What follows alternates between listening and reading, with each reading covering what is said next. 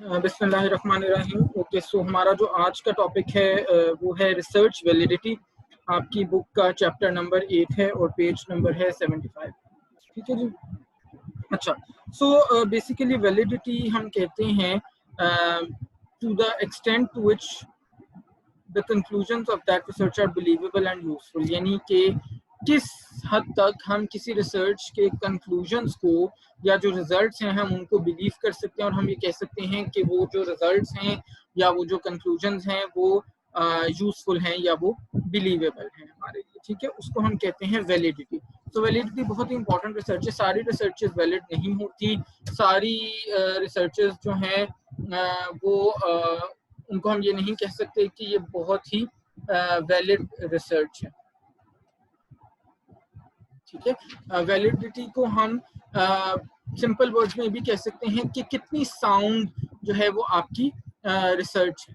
ठीक है, या इन अदर वर्ड्स हम ये भी कह सकते हैं कि जो आपकी फाइंडिंग्स हैं वो कितना ट्रू रिप्रेजेंटेशन कर रही हैं आपका जो प्रॉब्लम है, जो जिस चीज़ को आप मेजर करना चाह रहे हैं उसका। ठीक है, इन अदर वर्ड्स वैलिडिटी को हम एक्यूरेसी की तरफ भी लेके जा सकते हैं। एक्यूरेसी भी कह सकते हैं कि जी कितना एक्यूरेट है, कितना ज़्यादा close to the actual value है। एक्यूरेसी का मतलब होता है closer to the actual value, closer to the true value. ठीक है, उसको हम कहते हैं वैलिडिटी। अब वैलिडिटी की डिफरेंट टाइप्स होती हैं। ठीक है, 4 इंपॉर्टेंट टाइप्स हैं। उसकी सबसे पहली जो टाइप है that is known as internal validity. ठीक है, अच्छा, इंटरनल वैलिडिटी का मतलब ये होता है कि वो वाली वैलिडिटी होती है जिसके अंदर other than the independent variables, जो हमारे पास फैक्टर्स हैं, वो डिपेंडेंट वेरिएबल के अंदर चेंजेस कॉज कर रहे हैं। ठीक है, मैंने क्या कहा, मैंने कहा वैलिडिटी क्या होती है, इंटरनल वैलिडिटी क्या होती है। इंटरनल वैलिडिटी होती है कि जब हमारे पास इंडिपेंडेंट वेरिएबल्स के अलावा कोई ऐसे फैक्टर्स होते हैं जो डिपेंडेंट वेरिएबल में कोई चेंज को ला रहे होते हैं। ठीक है, तो वो उसको हम कहते हैं इंटरनल वैलिडिटी। क्या कहते हैं? इंटरनल वैलिडिटी, जब हमारे पास इंडिपेंडेंट वेरिएबल्स के अलावा कोई और भी फैक्टर्स होते हैं जो डिपेंडेंट वेरिएबल के अंदर चेंज ला रहे होते हैं।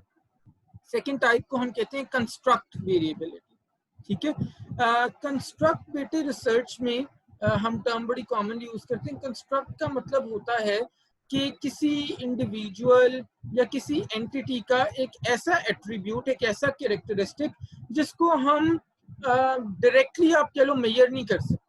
ठीक है, लेकिन बाकी कुछ इंडिकेटर्स के थ्रू हम उसको मेजर कर सकते हैं। जैसे for example okay, let's say intelligence की अगर हम बात करें तो क्या हम इंटेलिजेंस को डायरेक्टली मेजर कर सकते हैं?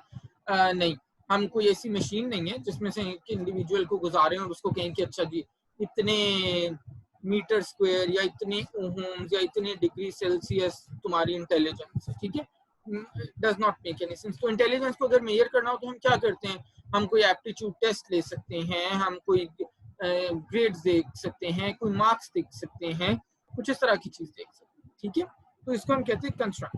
तो उसी से है कंस्ट्रक्ट वेरिएबिलिटी, कंस्ट्रक्ट वैलिडिटी। सो कंस्ट्रक्ट वैलिडिटी वो वाली वैलिडिटी होती है जिसके अंदर हम ये डिटरमिन करते हैं कि क्या जो हमने कंस्ट्रक्ट्स बनाए थे अपनी रिसर्च के अंदर, बेसिकली वो कंस्ट्रक्ट्स जो थे वो क्लियरली डिफाइंड थे या फिर वो पुअरली डिफाइंड थे। ठीक है, अगर हमारे कंस्ट्रक्ट्स पुअरली डिफाइंड होंगे तो हमारे जो रिसर्च के आउटकम्स हैं वो भी उतने ही पुअर आएंगे। ठीक है ना, इसके मैं एग्जांपल इंटेलिजेंस वाले उससे ही देता हूँ। जैसे हमने भाई किसी की इंटेलिजेंस मेजर करनी है, लेट से 10 बच्चों की इंटेलिजेंस मेजर करनी है। एक बच्चे की इंटेलिजेंस मेजर करने के लिए हमने उसका इंग्लिश का मार्क्स देख लिए, एक बच्चे की इंटेलिजेंस मेजर करने के लिए मैथमेटिक्स के मार्क्स देख लिए, एक बच्चे की इंटेलिजेंस मेजर करने के लिए हमने उसके साइंस के मार्क्स देख लिए। तो क्या ये वेल डिफाइंड कंस्ट्रक्ट्स हैं? नहीं, these are examples of poorly defined constructs. अब इसकी बेसिस पे हम जब अपने रिजल्ट्स भी ड्रॉ करेंगे तो वो रिजल्ट्स, वो आउटकम्स भी बहुत पुअरली इंडिकेट कर रहे होंगे हमारी रिसर्च को। ठीक है, तो इसका मतलब है कि कंस्ट्रक्ट्स जितने बेटर डिफाइंड होंगे उतना बेटर हमारा कंस्ट्रक्ट वैलिडिटी होगी। थर्ड एग्जांपल है एक्सटर्नल वैलिडिटी। एक्सटर्नल वैलिडिटी का मतलब ये होता है कि हमारे जो रिसर्च के रिजल्ट्स हैं वो किन लोगों पर अप्लाई हो सकते हैं। ठीक है, यानी इन सिंपल वर्ड्स हमारे, आप ये भी कह सकते हो कि हमारे जो रिसर्च के रिजल्ट्स हैं वो किस हद तक जनरलाइज्ड हो सकते हैं। भाई बड़ी सिंपल सी एग्जांपल है, अगर मैं आपसे ये कहूँ आपकी क्लास में कितने लोग हैं, सेवन स्टूडेंट्स हैं, अगर मैं आप 7 स्टूडेंट्स का उनके ऊपर रिसर्च करूं और लेट्स से उनकी सेटिस्फेक्शन देखूं रिगार्डिंग डीपीटी एजुकेशन, ठीक है, सिर्फ आप 7 से मैंने डेटा लिया, आप 7 से सर्वे किया, जो रिजल्ट्स आए हैं क्या वो जनरलाइजेबल होंगे? बिल्कुल भी हो ही नहीं सकते। उन रिजल्ट्स की बेसिस पे मैं ये नहीं कह सकता भाई इस्लामाबाद में डीपीटी के स्टूडेंट्स डीपीटी की क्वालिटी एजुकेशन के बारे में ये सोचते हैं। ऐसा अगर मैं कहूँगा तो मैं बहुत बिल्कुल गलत बात करूँगा। तो इसका मतलब है कि ऐसी रिसर्च की एक्सटर्नल वैलिडिटी बहुत ही पुअर है, क्योंकि इन रिजल्ट्स को हम जनरलाइज नहीं कर सकते। चौथी जो टाइप है वैलिडिटी की, उसको हम कहते हैं स्टैटिस्टिकल कंक्लूजन वैलिडिटी, और उसका ये मतलब होता है कि क्या हमने अपने रिसर्च को एनालाइज करने के लिए करेक्ट स्टैटिस्टिकल टूल्स का यूज किया है। इसको हम कहते हैं स्टैटिस्टिकल कंक्लूजन वैलिडिटी। यानी अगर तो हमने अपने रिसर्च को एनालाइज करने के लिए, रिसर्च के रिजल्ट्स को एनालाइज करने के लिए प्रॉपर टूल यूज किया है, स्टैटिस्टिकल टूल, तो फिर जनाब हम कहेंगे कि हमारी जो कंक्लूजन वैलिडिटी है या स्टैटिस्टिकल कंक्लूजन वैलिडिटी है वो अच्छी है। लेकिन अगर हमने अपनी कोई गलती से कोई ऐसा टेस्ट अप्लाई कर दिया है, कोई ऐसी स्टैटिस्टिकल टेक्निक अप्लाई कर दी है जिसकी वजह से हमारे रिजल्ट्स हमें कुछ का कुछ शो कर रहे हैं, तो इसका मतलब है कि हमारी जो कंक्लूजन वैलिडिटी है वो बहुत ही ज्यादा पुअर है। आपको मैं एक एग्जांपल देता हूँ। ओके, लेट्स से कि जनाब मैंने 5 लोगों से जो आईटी कंपनी में जॉब करते हैं उनकी मंथली सैलरी पूछी, ठीक है, और लेट्स से मैंने उनकी एवरेज कैलकुलेट कर ली। एवरेज मेरे पास आई 90,000 per month, average salary IT में जो लोग काम करें उनकी 90,000।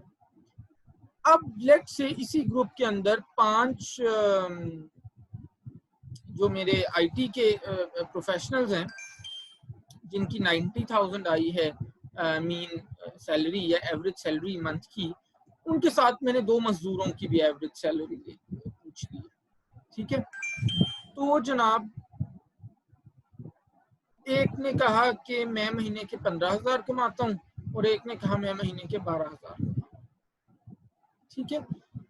तो अब जनाब जो मंथली मीन मंथली सैलरी का अगर मैं कैलकुलेट करूं तो अब ऑब्वियसली वो मीन कम हो जाएगा, क्योंकि वो 2 जो लेबरर्स थे, जो 2 मजदूर थे, उनकी सैलरी सिर्फ 12,000 और 15,000 है, तो कहीं 65-68,000 जो है वो मीन अर्निंग आएगी। तो क्या वो सही है?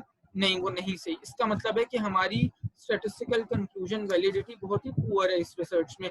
हमें मीन के बजाय क्या यूज करना चाहिए था? मे बी हमें मीडियन यूज करना चाहिए था, मीन को हमें यूज नहीं करना चाहिए था इस केस के अंदर, ठीक है। अच्छा जनाब, इसी तरह से इस चैप्टर के अंदर हम जो डिटेल से देखेंगे वो फर्स्ट 3 वैलिडिटीज को देखेंगे, यानी इंटरनल वैलिडिटी, कंस्ट्रक्ट वैलिडिटी और एक्सटर्नल वैलिडिटी। जो स्टैटिस्टिकल कंक्लूजन वैलिडिटी है, जब हम स्टैट्स वाला चैप्टर पढ़ेंगे तो हम उस वक्त उसको डिटेल से डिस्कस करेंगे, चलो ठीक है जी। So let's come to internal validity. अब इंटरनल वैलिडिटी जैसे कि मैंने बताया, it is the extent to which results of a study demonstrate that a causal relationship exists between independent and dependent variables। यानी in other words, independent variables के अलावा जो factors हैं जो डिपेंडेंट वेरिएबल के अंदर चेंज कॉज कर सकते हैं, वो फैक्टर्स को हमने बहुत अच्छे से कंसिडर किया है। उन फैक्टर्स को हमने बहुत अच्छे से हमने उन पे चेक रखा है कि कहीं जो डिपेंडेंट वेरिएबल में चेंज आ रही है वो इन फैक्टर्स की वजह से तो नहीं आ रही, ठीक है। तो इसको हम कहते हैं इंटरनल वैलिडिटी।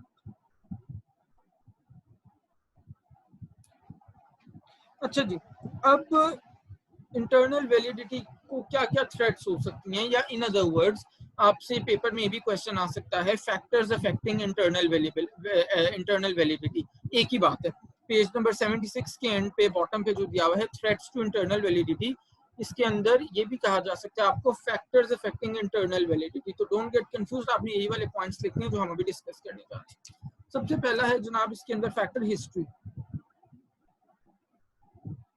ठीक है, हिस्ट्री इंटरनल वैलिडिटी को अफेक्ट कर सकता है जब हमारे ऐसे इवेंट्स अकर कर जाएं जो हमारे ट्रीटमेंट ऑफ इंटरेस्ट के साथ मैच नहीं करते, रिलेट नहीं करते। ठीक है, वाइल द टाइम जब हम स्टडी कर रहे हैं, उसको हम कहते हैं कि हिस्ट्री एक थ्रेट बन जाती है इंटरनल वैलिडिटी को। यानी अगर हिस्ट्री अपना रोल प्ले करना शुरू कर दे तो इंटरनल वैलिडिटी जो है वो किसी रिसर्च की काफी ज्यादा कम हो जाती है। एक एग्जांपल दी हुई है, शायद आपको इससे ज्यादा क्लियर हो जाए। वो ये कह रहे हैं कि लेट से हम एक स्टडी करना चाह रहे हैं क्लास 5 तक के जो प्राइमरी स्कूल के बच्चे हैं उनके अंदर, जिसमें हमने बैक टू बेसिक्स एक करिकुलम इनिशिएटिव उनके स्कूल ईयर के अंदर हमने ऐड किया है, जिसके अंदर हम उनकी हैंड राइटिंग के ऊपर एम्फेसिस देंगे। ठीक है, अब जनाब हो सकता है कि इस रिसर्च के अंदर प्रॉब्लम ये आए। अच्छा, तो हम वो एग्जांपल डिस्कस कर रहे थे बेसिकली। इनफैक्ट एग्जांपल को हम थोड़ा सा मॉडिफाई करते हैं क्लियर अंडरस्टैंडिंग के लिए। लेट से हमने स्टडी ये करनी है जनाब कि हम ऑक्यूपेशनल थेरेपी का की एक हमने इंटरवेंशन दी और उसका इफेक्ट हम देखना चाह रहे हैं बच्चों की हैंड राइटिंग स्किल्स की। ठीक है, अच्छा, अब हो सकता है कि सेम ईयर के अंदर जिस स्कूल से हमने बच्चों का सैंपल कलेक्ट किया वहां पे एक कोर्स बैक टू बेसिक्स के नाम से हुआ हो, जिसके अंदर बच्चों की हैंड राइटिंग इंप्रूव करने के ऊपर फोकस किया।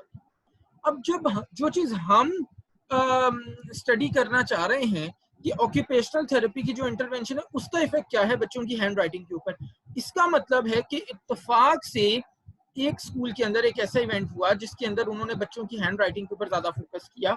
और नेचुरली जब अगर टीचर ज्यादा फोकस करेंगे तो बच्चों की हैंड राइटिंग इंप्रूव हो जाएगी। तो भाई इसका मतलब है कि जब हम इस रिजल्ट की कंक्लूजन्स निकालेंगे तो हमारे जो रिजल्ट्स हैं वो बहुत ज्यादा खराब आएंगे। किस वजह से खराब आएंगे? क्योंकि एक ऐसा हिस्टोरिकल इवेंट हुआ है ड्यूरिंग दिस स्टडी जो हमारे कंट्रोल के अंदर नहीं था, it was beyond our control. तो हम इन अदर वर्ड्स ये कह सकते हैं कि हमारी इस हिस्टोरिकल इवेंट की वजह से हमारी जो इंटरनल वैलिडिटी है रिसर्च की वो क्या हो गई है, वो कम हो गई है, वो लो हो गई है, वो खराब हो गई। फिर एक और जो हमारे पास थ्रेट आती है या फैक्टर जो अफेक्ट करते हैं इंटरनल वैलिडिटी को, उसको हम कहते हैं मैच्योरेशन। ठीक है, मैच्योरेशन का मतलब होता है मैच्योर, जैसे मैच्योर होने से हम कहते हैं उसी तरह से वो टर्म है कि बाय द टाइम जब हम अपनी रिसर्च में आगे मूव ऑन करते हैं तो हमारे पार्टिसिपेंट्स के अंदर जो चेंज आती है with the passage of time उसको हम कहते हैं मैच्योरेशन। ठीक है, फॉर एग्जाम्पल समटाइम्स ये होता है कि हमारी रिसर्च इतनी लंबी होती है कि उसके अंदर लोग ओल्ड एज की तरफ जाना शुरू हो जाते हैं, ज्यादा एक्सपीरियंस होना शुरू हो जाते हैं, एक रिसर्च के अंदर वो बोर होना शुरू हो जाए। ठीक है, हाँ, समटाइम्स ये होता है कि लोगों की स्पॉन्टेनियस इम्प्रूवमेंट होना शुरू हो जाए किसी भी वजह से। ठीक है, तो ये सारी जो चीजें हैं इनकी वजह से हमारा जो इंटरनल वैलिडिटी अगेन वो लो हो सकती है। अच्छा, मेच्योरेशन इफेक्ट्स जो हैं उनको हम कंट्रोल भी किसी हद तक कर सकते हैं। ऑल्दो बेटे ये बात माइंड में रखनी है कि जो हम कंट्रोल या जो हम ये जो वैलिडिटी की टाइप्स पढ़ें, पहली बात तो ये कि ये सारी की सारी वैलिडिटी किसी ना किसी फॉर्म में इफेक्ट हो रही होती है। कोई दुनिया की एक रिसर्च भी ऐसी परफेक्ट रिसर्च नहीं होती जिसके अंदर हम हर चीज को एब्सोल्युटली कंट्रोल कर लें और हर चीज को हम उसको जितने भी थ्रेड्स हैं, जितने भी फैक्टर्स इफेक्ट कर रहे हैं हम उनसे बचा लें। हम कहें कि जी नहीं, ओके, ये वाली जो रिसर्च है इसको तो हमने इतना अच्छा प्लान और इतना अच्छा डिजाइन किया था कि इसके अंदर तो कोई फ्लॉ, कोई प्रॉब्लम हो ही नहीं सकता। तो ये चीज आपके हमेशा माइंड के अंदर होनी चाहिए। तो अब हम मैच्योरेशन इफेक्ट को कंट्रोल करने के लिए एक तो ये कि कंट्रोल ग्रुप को हम जरूर मेक श्योर करेंगे कि हमारी रिसर्च के अंदर हो और उसके अंदर हम रैंडमली पार्टिसिपेंट्स को असाइन करें सो दैट मैच्योरेशन इफेक्ट काफी हद तक कम हो सके। दूसरा तरीका ये है कि मैच्योरेशन इफेक्ट्स को अगर हमने कम करना है तो हम बेसलाइन के ऊपर, यानी जब हमने रिसर्च स्टार्ट की है 0 डे के ऊपर, तो हमने वहां पे यानी just before the start of research हमने वहां पे पार्टिसिपेंट्स की मल्टीपल रीडिंग्स ले ली। ठीक है, तो इस तरह से हम मैच्योरेशन इफेक्ट्स को किसी हद तक कम कर सकते हैं। फिर जो थर्ड हमारा फैक्टर है या जो थ्रेट है इंटरनल वैलिडिटी का, उसको हम कहते हैं testing. Testing basically internal validity की थ्रेट बन जाती है जब टेस्टिंग को हम रिपीटेडली करें और रिपीटेडली करने से ही हमारे रिजल्ट्स डिफरेंट आना शुरू हो जाए। ठीक है, जैसे फॉर एग्जांपल बड़ी अच्छी एक एग्जांपल दी हुई है कि स्पीच थेरेपी है एक बच्चे की। पहले दिन जब बच्चे की स्पीच थेरेपी होगी तो हो सकता है, और बड़ा हमें प्रैक्टिकल ये बात एग्जांपल लग रही है कि पहले दिन जब स्पीच थेरेपी के लिए पेरेंट्स उसको लेकर जाएंगे तो बच्चा बड़ा डरा डरा सहमा सहमा होगा, एनवायरनमेंट उसके लिए नहीं होगी, वो इतना कंफर्टेबल नहीं होगा। ठीक है, लेकिन Aahista Aahista second, third, fourth, fifth day के ऊपर हो सकता है उसको एनवायरनमेंट बहुत कंफर्टेबल लगना शुरू हो जाए और उसकी जो स्पीच थेरेपी है वो सिर्फ उस एनवायरनमेंट के कंफर्टेबल लगने की वजह से ही इम्प्रूव खुद से होना शुरू हो जाए। ठीक है, तो इसको हम कहते हैं टेस्टिंग इफेक्ट। अच्छा, टेस्टिंग इफेक्ट को मिनिमाइज करने के लिए, रिड्यूस करने के लिए हम क्या कर सकते हैं? एक तो हम अगेन रैंडमली सिलेक्ट कर सकते हैं कंट्रोल ग्रुप के अंदर जो लोग पार्टिसिपेंट्स हैं और जो एक्सपेरिमेंटल ग्रुप के अंदर पार्टिसिपेंट्स हैं उनको। दूसरा हम ये है कि हम मल्टीपल टेस्टिंग को खत्म करके सिर्फ पोस्ट टेस्ट जो डिजाइन है उसको यूज करें। ये भी हम आज इंशाल्लाह ताला फर्दर लेक्चर में डिस्कस करेंगे कि पोस्ट टेस्ट डिजाइन क्या होता है। ठीक है, फिर ये है कि टेस्टिंग के अलावा एक और जो हमारे पास तरीका है, सॉरी टेस्टिंग के अंदर जो एक और हमारे पास तरीका है इसको मिनिमाइज करने का या रिड्यूस करने का, उसका ये है कि जो स्टडी पार्टिसिपेंट्स हैं उनको एनवायरनमेंट के साथ थोड़ा सा फेमिलराइज करवा दिया जाए, सो दैट लेट्स से भाई बड़ी कॉमन सेंस की बात है कि अगर हम पहले दिन किसी जगह पे जाते हैं तो हम उतना कॉन्फिडेंटली या उतना मजे से तो नहीं फिर रहे होते किसी कॉलेज यूनिवर्सिटी में जब हम डे 1 पे जाते हैं, लेकिन जब हम वहां जाते हुए 6 महीने हो जाते हैं, 2 महीने 3 महीने हो जाते हैं, तो वहां पे हम बड़े कॉन्फिडेंटली जाते हैं, हमें हर जगह का पता चल जाता है, हम जहाँ जाते हैं हम वहां पे हम लोगों से बात कर सकते हैं, चीजों को मैनेज कर सकते हैं। ठीक है, फिर एक और जो हमारे पास थ्रेट है इंटरनल वैलिडिटी को, वो है इंस्ट्रूमेंटेशन।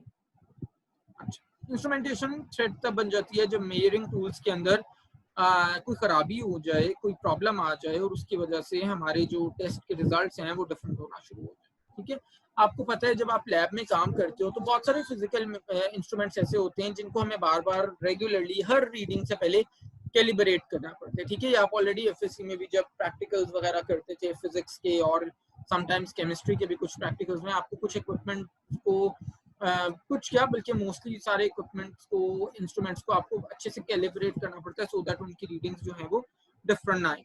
तो अगर हम बगैर कैलिब्रेट करें रीडिंग्स लेंगे तो हो सकता है हमारी रीडिंग्स रिपीटेडली बहुत ही ज्यादा डिफरेंट, गड़बड़, गलत मलत आए। तो इसका मतलब है हमारी इंटरनल जो वैलिडिटी है वो लो हो जाएगी। ठीक है, अच्छा जी, फिर इसी तरह statistical regression to the mean.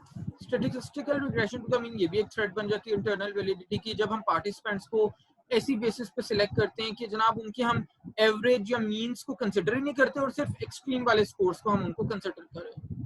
ठीक है, तो उस केस के अंदर जो हमारी स्टडी की वैलिडिटी है वो बहुत ही ज्यादा पुअर हो जाती है। इसकी एग्जांपल मैं आपको स्कूल से देता हूँ। लेट्स से एक बच्चा मंथ में 30 डेज हैं, अगर 30 डेज लेट्स से अगर हम उसका बिहेवियर हम देखना चाह रहे हैं, 28 डेज में उसका बिहेवियर बहुत अच्छा होता है, बहुत अच्छा, बहुत नॉर्मल अच्छा होता है।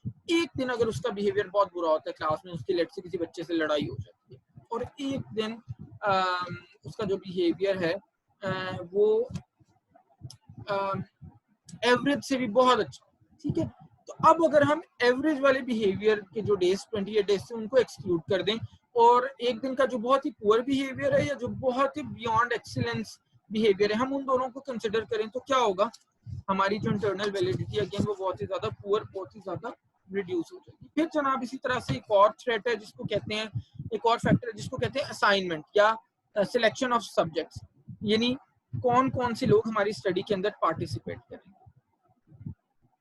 ठीक है, तो हमारी ये जो असाइनमेंट है या सब्जेक्ट सिलेक्शन है ये हमारी थ्रेट बन जाती है इंटरनल वैलिडिटी को, जब हम डिफरेंट ग्रुप्स ऑफ पार्टिसिपेंट्स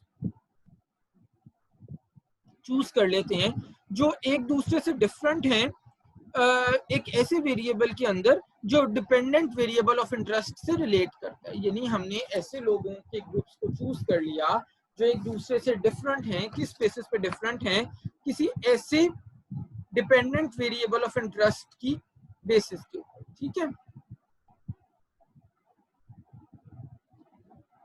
अच्छा ये कब हो सकता है? ये नॉर्मली तब होता है जब हम पार्टिसिपेंट्स की रैंडमाइजेशन प्रॉपरली नहीं करते, तो उस केस के अंदर ये हमारा ये वाला फैक्टर या ये वाला जो थ्रेट है ये हमारा हमें हो जाता है। फिर एक और जो थ्रेट है इंटरनल वैलिडिटी को, that is called as subject attrition. Subject attrition का मतलब ये होता है कि जब हमारे पार्टिसिपेंट्स हमारी स्टडी में से गायब होना शुरू हो जाते हैं, लॉस टू फॉलो अप भी हम इसको कहते हैं, सब्जेक्ट एट्रीशन। यानी हमने स्टडी शुरू की, भाई स्टडी के शुरू में हमारा 400 सैंपल साइज था, तो 400 लोगों के साथ ही हमने स्टडी शुरू की। अब आहिस्ता आहिस्ता जनाब एक महीना गुजरा, 390 लोग हो गए, 15 दिन और गुजरे 385 लोग हो गए, 15 दिन और गुजरे 360 लोग हो गए। फॉर वन रीजन और द अदर हमारी स्टडी में से जो लोग हैं वो गायब होते जा रहे हैं। ठीक है, तो इसको हम कहते हैं सब्जेक्ट एट्रीशन। ठीक है, तो सब्जेक्ट एट्रीशन को मिनिमाइज करने के लिए हम ये कर सकते हैं कि केयरफुली हम डेटा कलेक्ट करें कि जो लोग गायब हो रहे हैं वो क्यों गायब हो रहे हैं। मे बी हमने उनसे हम रिसर्च में कोई बहुत ही मुश्किल काम ले रहे हैं, मे बी वो हमारी जो एनवायरनमेंट हम उन्हें दे रहे हैं उसमें कंफर्टेबल नहीं है, मे बी हमने उनको कोई ऐसा इंसेंटिव नहीं दिया, ना पैसे ऑफर किए, ना हमने उनको कोई इनके बेनिफिट के लिए कोई काम किया है, तो मे बी इस वजह से वो गायब होते जा रहे हैं। तो अगर हम इन फैक्टर्स को कंसिडर करें तो हमारी इंटरनल वैलिडिटी काफी हद तक इंप्रूव हो सकती है। फिर एक और हमारी जो थ्रेट है उसको कहते हैं डिफ्यूजन और इमिटेशन ऑफ ट्रीटमेंट्स। डिफ्यूजन और इमिटेशन ऑफ ट्रीटमेंट्स तब थ्रेट बनती है इंटरनल वैलिडिटी को जब जो ट्रीटमेंट और कंट्रोल ग्रुप के पार्टिसिपेंट्स हैं वो एक दूसरे के साथ इंफॉर्मेशन शेयर करना शुरू करते हैं। ठीक है, अब फॉर एग्जांपल मैं आपको एक बड़ी सादा सी मिसाल देता हूँ। लेट्स से हमने विटामिन सी की कोई टैबलेट्स बना के पार्टिसिपेंट्स को दी हैं। एक कंट्रोल ग्रुप है हमारा और एक एक्सपेरिमेंटल ग्रुप है। एक्सपेरिमेंटल ग्रुप को तो हमने विटामिन सी की टैबलेट्स बना के दे दी। जो कंट्रोल ग्रुप है उसको हमने टैबलेट्स नहीं दी, जाहिर है हमने उसको लेट्स से कोई सिंपल कैंडी दे दी है जिसके अंदर कोई विटामिन सी नहीं।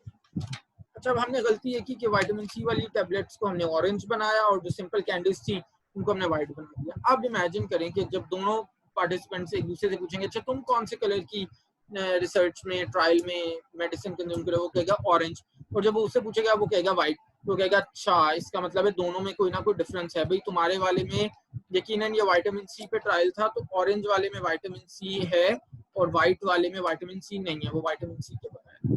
ठीक है, गेटिंग माय पॉइंट। तो इसका मतलब ये है कि इसको हम कहते हैं डिफ्यूजन और इमिटेशन ऑफ ट्रीटमेंट। फिर जनाब इसी तरह से एक और थ्रेट होती है, उसको हम कहते हैं compensatory equalization of treatments.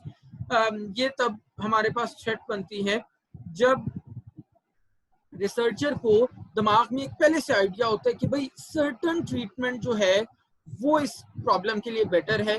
Let's say एक बंदे का फ्रोजन शोल्डर, ठीक है, एक बंदे के दिमाग में पहले से अगर ये चीज है कि फ्रोजन शोल्डर के लिए फिजियोथेरेपी से बेस्ट कोई चीज नहीं हो सकती, तो अब लेट से हमने रिसर्च में देखना है कि फ्रोजन शोल्डर के लिए बेस्ट टेक्निक क्या है, फिजियोथेरेपी है, सर्जरी है, मेडिकेशन है, क्या चीज है।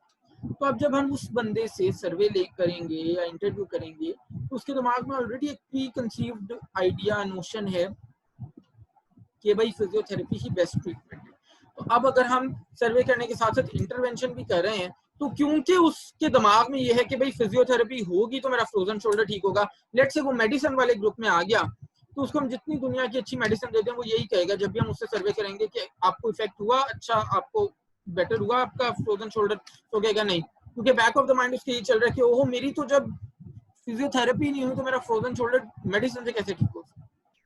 Getting my point. तो इसको हम कहते हैं compensatory equalization of treatments. Last जो थ्रेट है हमारी उसका नाम है कंपनसेटरी राइवलरी और रिजेंटफुल डीमोरलाइजेशन।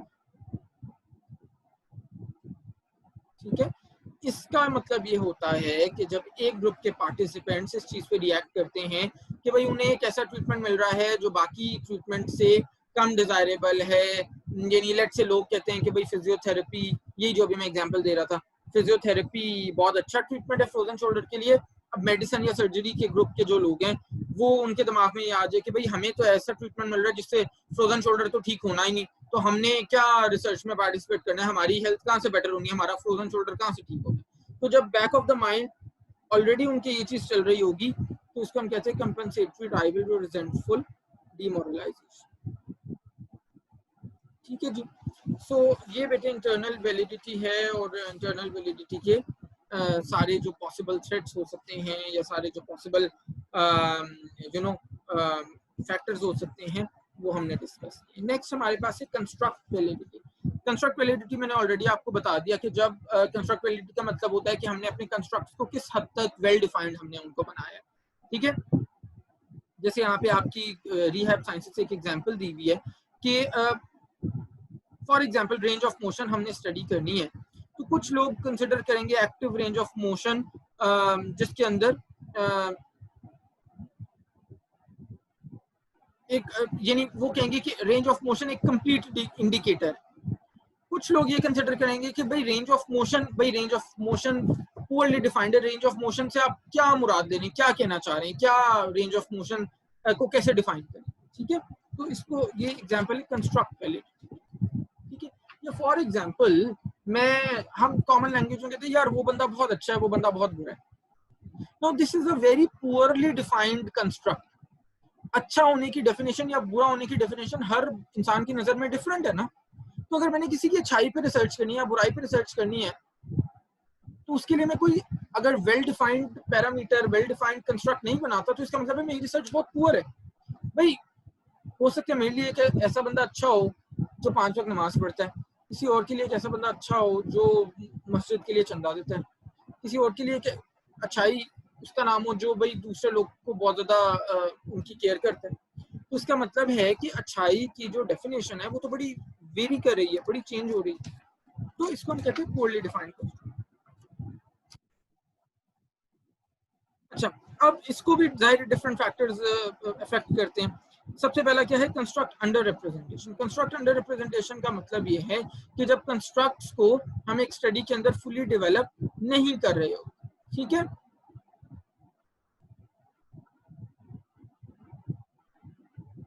सो से फॉर एग्जांपल हम कहते हैं किसी रिसर्च स्टडी में before exercise, after exercise. Before exercise कितना बिफोर? एक्सरसाइज से 2 मिनट पहले, एक्सरसाइज से 2 सेकंड, सारा बिफोर ही है ना। मैं कहता हूँ एक्सरसाइज से पहले, जब तक मैं ये नहीं बताता एक्सरसाइज से कितना पहले तो फिर पोअरली डिफाइंड कंस्ट्रक्ट हुआ ना मेरा। एक्सरसाइज से 2 सेकंड पहले कुछ और हालात होंगे, 2 मिनट पहले कुछ और हालात होंगे, 2 घंटे पहले कुछ और हालात होंगे, 4 घंटे पहले कुछ और हालात होंगे। तो इसका मतलब है this is a poorly defined construct. इसी तरह एक और थ्रेट है, उसका नाम है एक्सपेरिमेंटल एक्सपेक्टेंसी।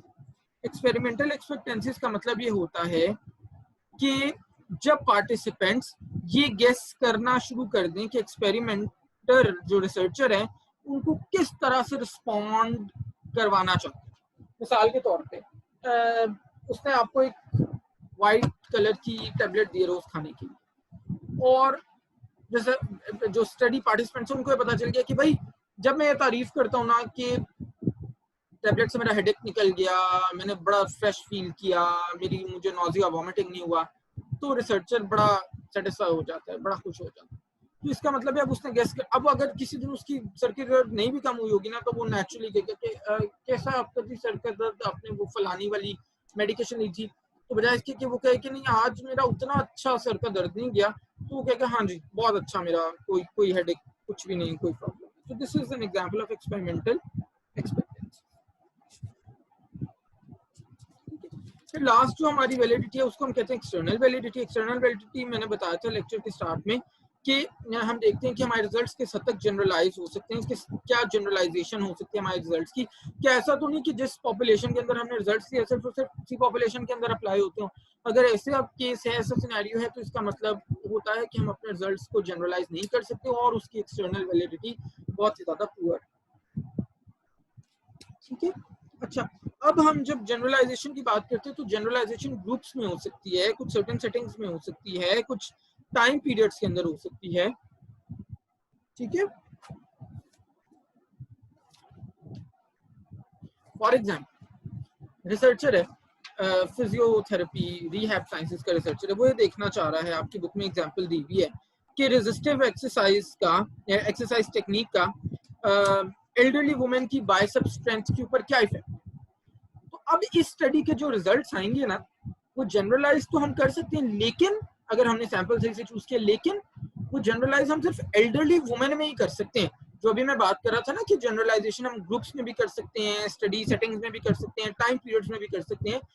तो ऑल्दो ये रिजल्ट्स जनरलाइजेबल हैं, लेकिन ये सिर्फ एल्डरली वुमेन के अंदर जनरलाइजेबल हैं। अगर 30 साल की खातून है तो उसके तो बाइसेप्स पे इफेक्ट ऐसे नहीं ना होंगे जैसे एक 70 साल की खातून के, वो तो मे बी बेटर रिस्पॉन्ड करेंगे उसकी, ठीक है, गेटिंग माय पॉइंट। अच्छा, फिर जनाब इसी तरह से एज ग्रुप भी और जेंडर भी इसी तरह से। अब जो जो फैक्टर्स एक्सटर्नल वैलिडिटी को अफेक्ट करते हैं वो देख लेते हैं। थ्रेट्स क्या हैं? नंबर 1 है सिलेक्शन। अच्छा, अब सिलेक्शन कैसे थ्रेट बनता है एक्सटर्नल वैलिडिटी को? जब हमारा सिलेक्शन प्रोसेस बायस्ड होता है, यानी पार्टिसिपेंट्स को सिलेक्ट करने के लिए हम बायस्ड हो जाते हैं, और बायस होके हम सिर्फ ऐसे पार्टिसिपेंट्स को सिलेक्ट करते हैं जो हमारी पॉपुलेशन से समवट डिफरेंट, ठीक है। इसको हम कहते हैं सिलेक्शन, हमारी वहां पे थ्रेट बन जाती है। फिर इसी तरह से सेटिंग, हमारी स्टडी सेटिंग्स भी एक्सटर्नल वैलिडिटी को थ्रेट बन सकती हैं, खास तौर पे जब हम ऐसी सेटिंग्स के अंदर रिसर्च करें जहां पे हमारे रिजल्ट्स उन सेटिंग्स में जनरलाइज ना हो सके। मैं एग्जांपल दे, मैंने मेल न्यूट्रिशन स्टडी करनी है किसी एक एरिया के अंदर, ठीक है। अब जनाब मैंने लेट से सितंबर में प्लान किया था वहां पे मेल न्यूट्रिशन स्टडी करना, लेकिन सितंबर में वहां पे उस एरिया में फ्लड्स आ गए। अब आप मुझे सिर्फ कॉमन सेंस यूज करके ये सोच के बताओ कि अगर फ्लड्स आए बगैर में वहां पे मेल न्यूट्रिशन स्टडी करता तो डेफिनेटली वो बेटर होते ना उसके इंडिकेटर्स। और जिस एरिया में बहुत ज्यादा फ्लड्स आ जाए वहां पे मेल न्यूट्रिशन क्या होगी? बेहतर ही होगी ना भाई। लोग के घर बह जाएंगे, खाने पीने की चीजें डिस्ट्रॉय हो जाएंगी, जेब में पैसे नहीं होंगे, जान पे बनी होगी, न्यूट्रिशन की किसको परवाह होगी? खाने को ही नहीं होगा, न्यूट्रिशन की परवाह तो दूर की बात है। तो इसका मतलब है कि ऐसे एरिया में फ्लड जोन के अंदर मेरी जो internal validity sorry external validity है वो बहुत ही ज्यादा डिक्रीज हो जाएगी। लास्ट जो हमारे पास है दैट इज टाइम। टाइम हमारे पास तब थ्रेट बन जाता है एक्सटर्नल वैलिडिटी को जब हम स्टडी के रिजल्ट्स को सर्टेन टाइम पीरियड्स ही में सर्टेन टाइम पीरियड्स ही के अंदर हम उसको अप्लाई कर सकते हैं।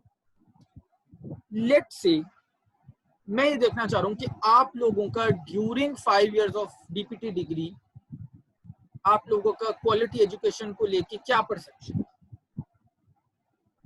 जब मैं देखना ही ये चाह रहा हूँ कि ड्यूरिंग 5 इयर्स जो आप पढ़ रहे थे उसके अंदर क्या आपका था ओपिनियन, तो जब आपके 5 इयर्स गुजर जाएंगे तो इसका मतलब है रिसर्च के वो रिजल्ट्स 5 इयर्स गुजरने के बाद तो एप्लीकेबल नहीं हो सकते ना, वहां पे तो जनरलाइज नहीं हो सकते। तो ये है